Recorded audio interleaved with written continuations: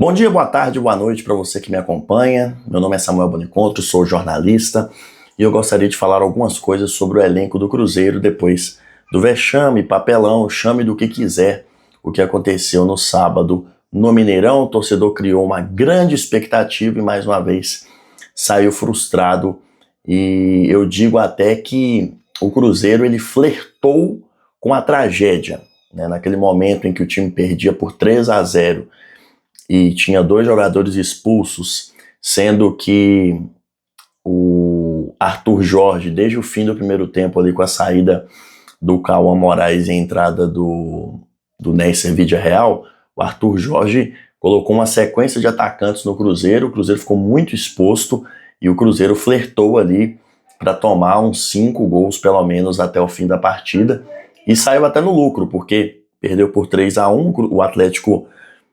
Eu digo até que o Atlético voltou a ser o Atlético que é depois de ter feito 3-0, porque o time se perdeu um pouco, o Lianco atrapalhou completamente o jogo seguro que o Atlético fazia, e o Cruzeiro teve ainda mais o domínio ali das ações, assim, mas domínio sem criar grandes chances, a não ser o pênalti que foi muito bem batido pelo Caio Jorge. Mas eu queria dizer o seguinte a respeito disso. Era muito óbvio que poderia acontecer. Eu gravei um vídeo no sábado, pouco antes da partida, dizendo o quão os jogadores precisavam entrar ligados, entrarem atentos.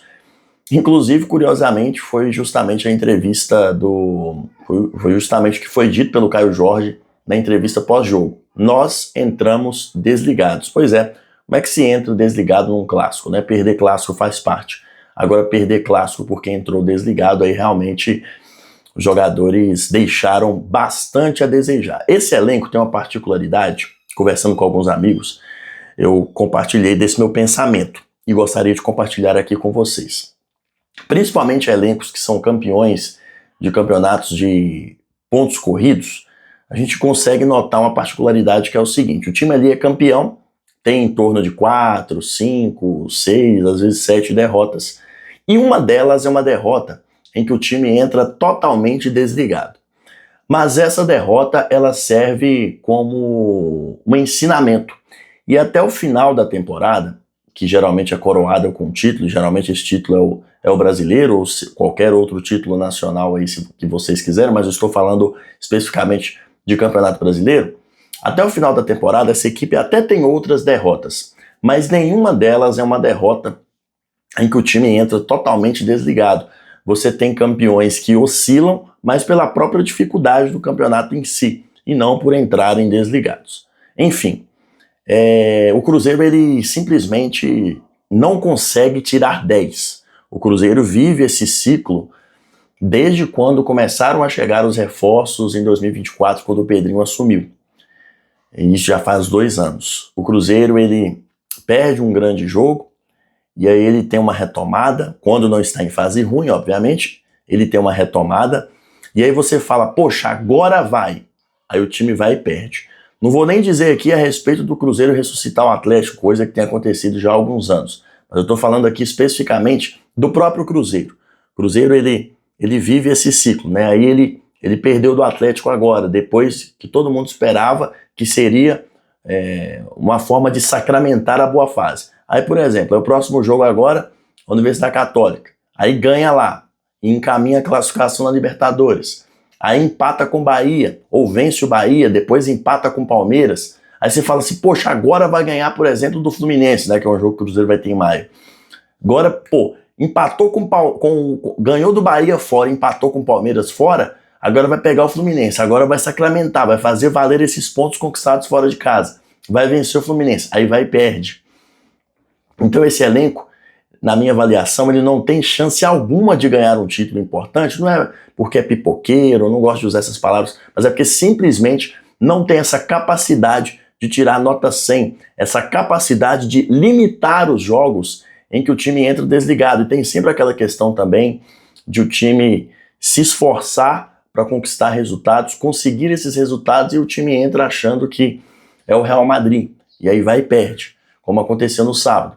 Então, assim, o Cruzeiro tem muito essa dificuldade de sacramentar uma boa fase, de viver uma grande sequência, e isso acaba prejudicando a equipe. Isso aconteceu no ano passado. Na hora do vamos ver, fez uma belíssima temporada. O Cruzeiro teve jogos em que se desligou contra o Ceará, por exemplo, contra o Sport, contra o Santos, mas não aprendeu essas lições e entrou muito nervoso contra o Corinthians, perdeu o primeiro jogo fora, e aí conseguiu até se recuperar em Itaquera, mas saiu eliminado nos pênaltis. Então esse elenco ele vive esses jogos. Um elenco que nessa temporada perdeu para o Atlético na primeira fase, não aprendeu a lição, porque perdeu para a Universidade Católica, e aqui não estou falando mais uma vez, não estou falando sobre perder, porque perder faz parte, mas na forma como perde. Aí perde para a Católica da forma como perdeu. Aí você pensa, poxa, vai ser uma grande lição.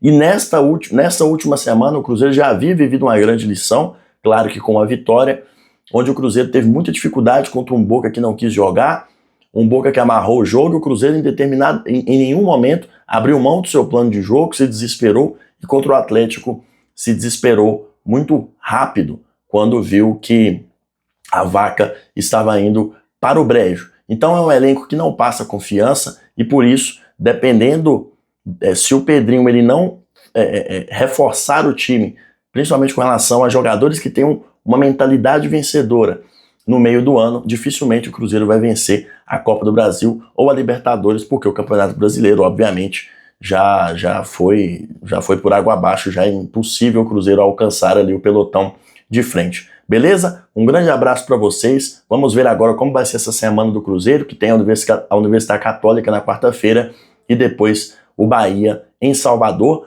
Jogos difíceis que o Cruzeiro precisa vencer a Universidade Católica, já que está em terceiro no grupo da Libertadores, e precisa vencer o Bahia também, porque o time celeste voltou a se aproximar da zona de rebaixamento. Um grande abraço para você e até o próximo vídeo.